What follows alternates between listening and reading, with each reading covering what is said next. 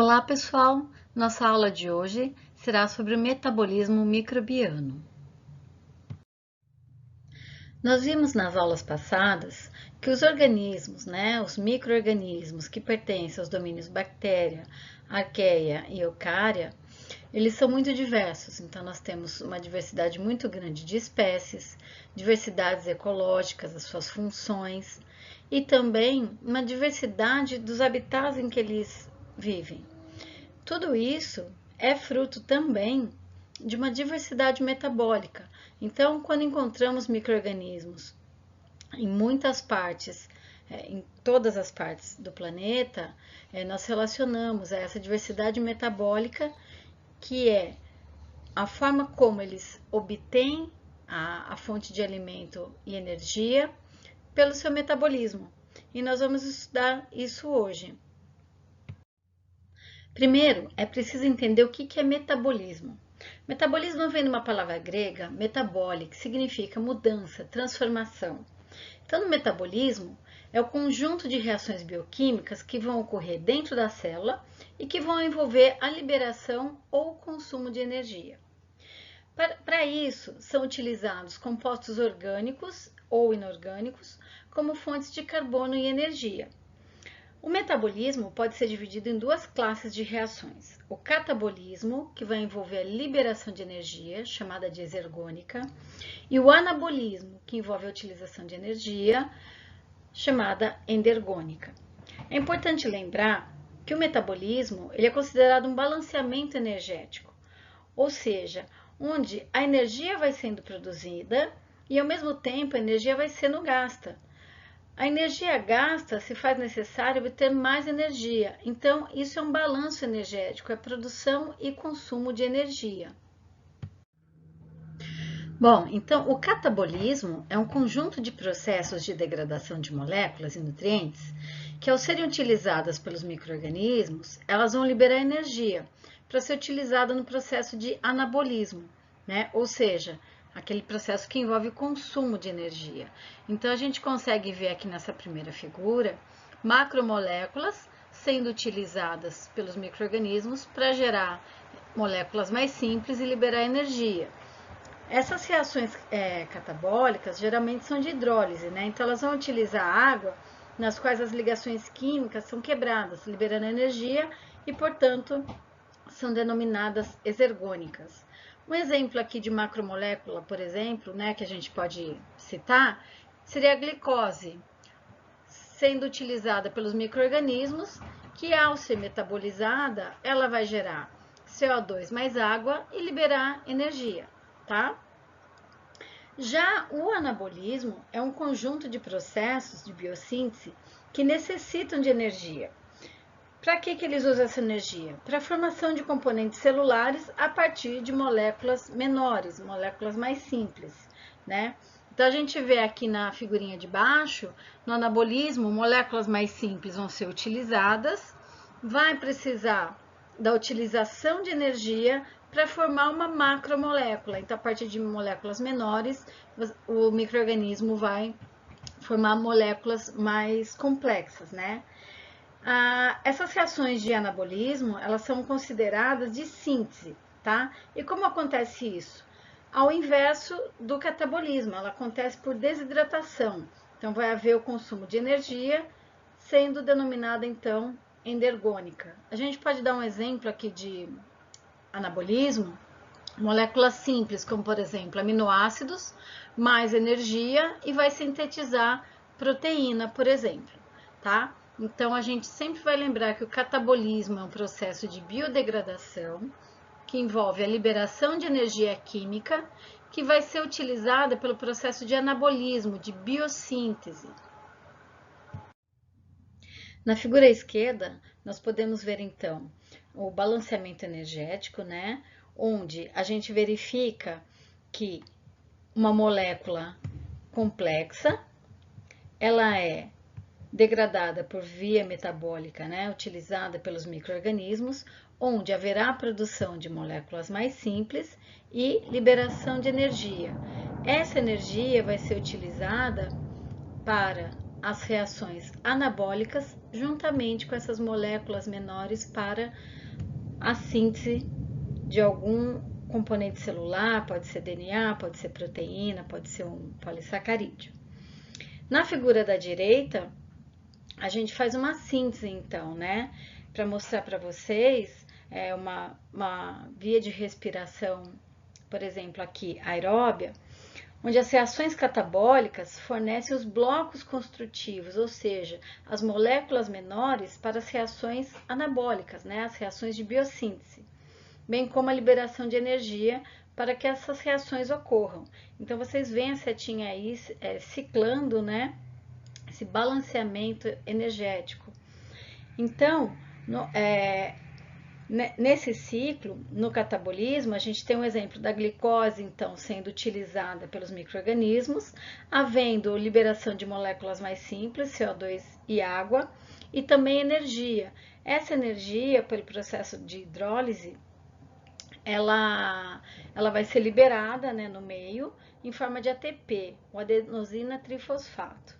No ATP, a energia produzida pelas reações catabólicas é armazenada e liberada para que ocorram as reações de biossíntese pelo processo de anabolismo. Bom, por que os micro-organismos precisam de energia? Né? Assim como os outros seres vivos, eles precisam de energia para um monte de funções, que nós vamos ver a seguir. Mas primeiro, a gente precisa determinar o que é energia em microbiologia.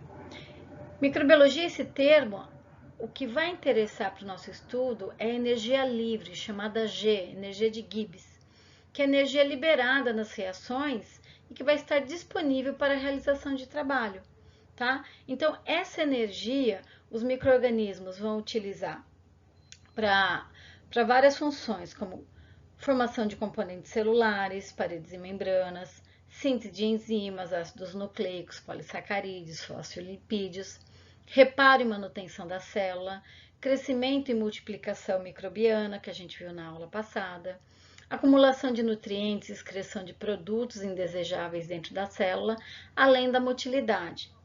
Então, é só a gente fazer uma associação bem rápida e simples, né?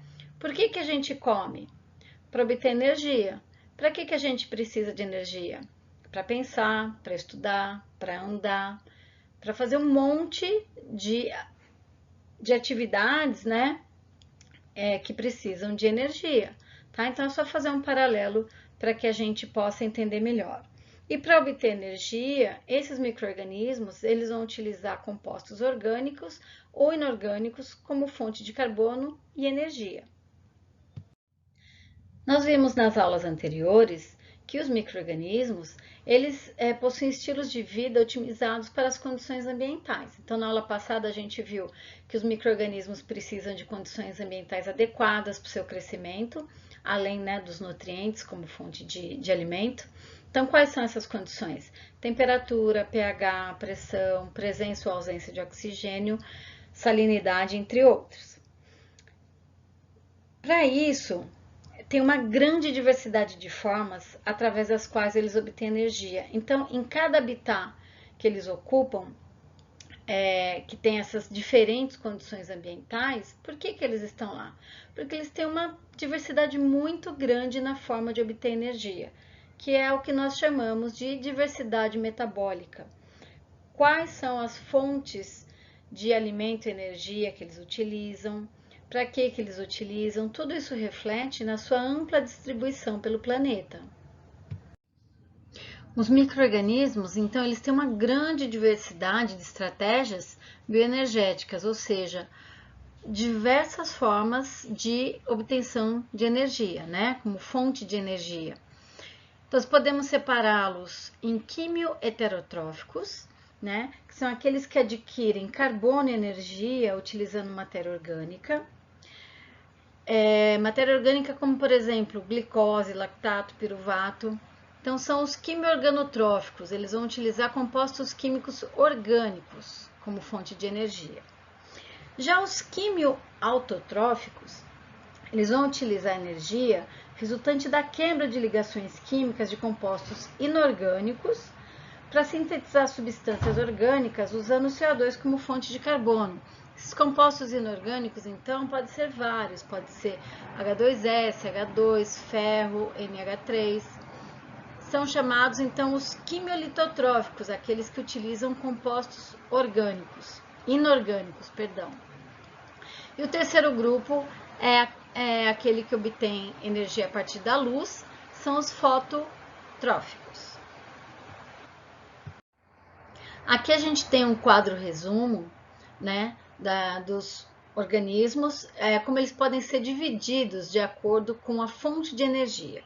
Então, do lado esquerdo, nós vamos ter os organismos quimiotróficos, que são aqueles que vão obter energia a partir de reações de oxirredução, vou explicar logo em seguida, cuja fonte de carbono pode ser compostos orgânicos, que são os quimioheterotróficos, que vão utilizar como aceptor final de elétrons, pode ser o oxigênio, então micro-organismos aeróbios, bem como aqueles que não utilizam o oxigênio, os micro-organismos anaeróbios. Por outro lado, nós temos também os quimiotróficos, aqueles que utilizam CO2 como fonte de carbono, né? Então, são os quimioautotróficos, que vão obter energia a partir da quebra de ligações resultantes de compostos inorgânicos. Aqui do nosso lado direito, nós temos outro grupo, cuja fonte de energia é a luz, são os fototróficos, que vão ter como fonte de carbono compostos orgânicos, que são os fotoheterotróficos, aqueles que não produzem seu próprio alimento. E vamos ter aqueles que usam como fonte de carbono o CO2. Lembrando, gente, que o CO2 é considerado uma fonte de carbono inorgânica, tá? Então, eles vão utilizar a água para reduzir o CO2 e nós podemos ter, se essa reação acontece, vai ter a fotossíntese oxigênica, aquela que a gente já conhece, por exemplo, a fotossíntese normal, que acontece em plantas, em algas, em que há liberação do oxigênio. Se isso não acontece, a gente tem a fotossíntese anoxigênica, que não há produção final de oxigênio. É muito importante vocês saberem, não os exemplos, né, mas o que são quimiotróficos, fototróficos e as suas subdivisões. Os micro-organismos, né, então, ao utilizarem ou degradarem compostos químicos orgânicos, eles vão gerar, a partir de reações, elétrons livres. Esses elétrons, eles vão percorrer uma cadeia transportadora de elétrons, a partir da qual a energia vai ser estocada na forma de ATP. Na maioria dos casos, essas reações, elas vão ocorrer por meio de oxidação-redução. O que é isso? Então, na oxidação é quando há a perda de um elétron, né? Então, o composto A aqui perdeu um elétron, houve oxidação, ficou na sua forma oxidada, e o composto B ganhou um elétron, então ele ficou na sua forma reduzida, né?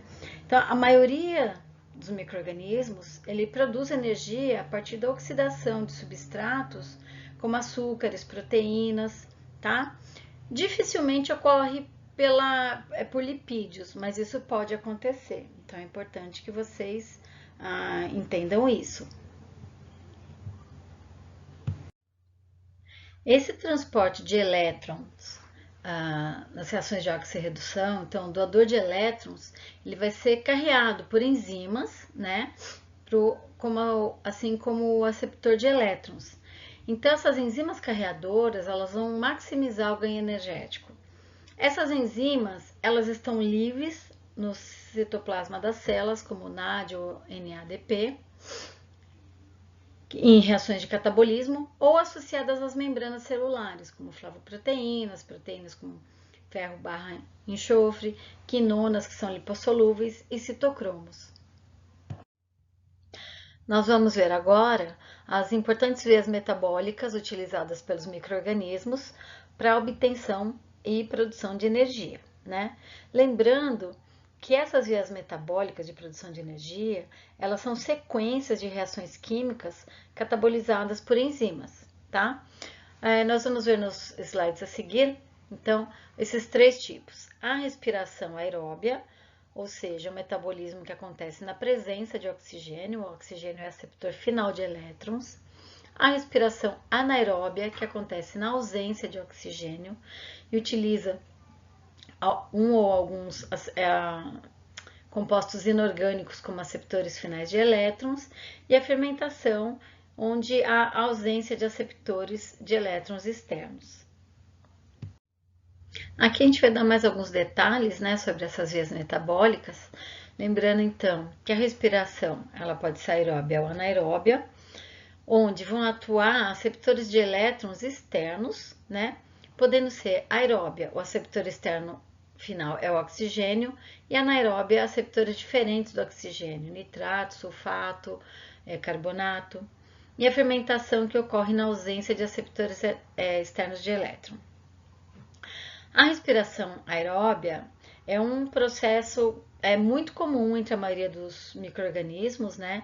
E ele compreende três etapas. O piruvato, que é a glicólise, quando o substrato é a glicose, o ciclo do ácido cítrico, ou conhecido como ciclo de Krebs, e a cadeia respiratória. Gente, por não ser objetivo do nosso curso vocês saberem toda essa bioquímica, eu gostaria que vocês soubessem pelo menos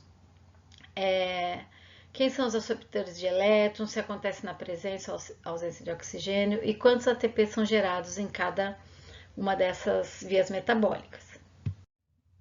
Como eu acabei de dizer, não é objetivo apresentar toda a bioquímica aqui, mas algumas informações de cada via metabólica vocês precisam compreender.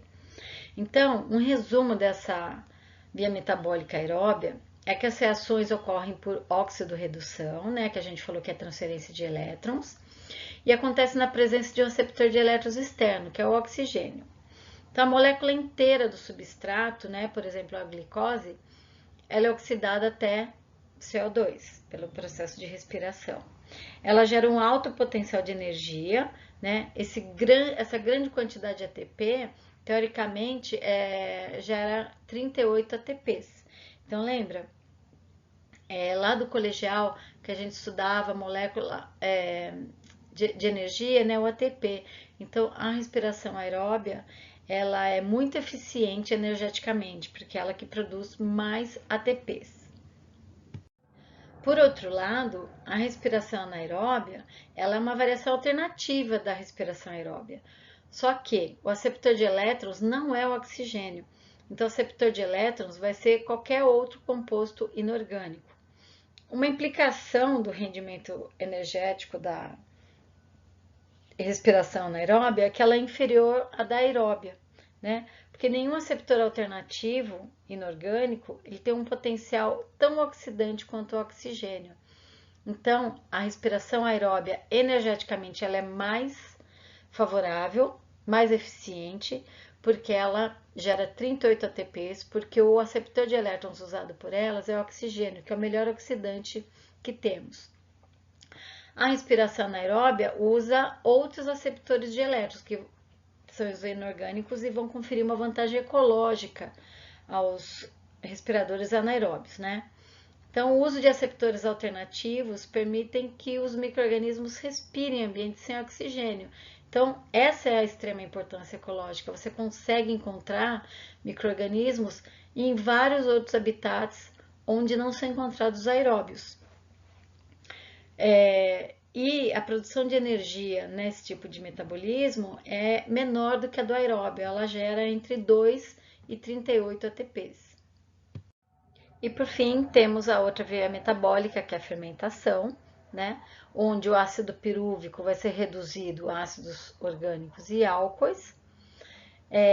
O oxigênio não é necessário, mas ela pode acontecer na presença do oxigênio. Não vai ter uma obtenção adicional do ATP. E gases como CO2 e hidrogênio podem ser produzidos. Então, a geração de energia via fermentação, ela também é baixa, quer dizer, é a mais baixa. Ela gera no final apenas 2 ATPs.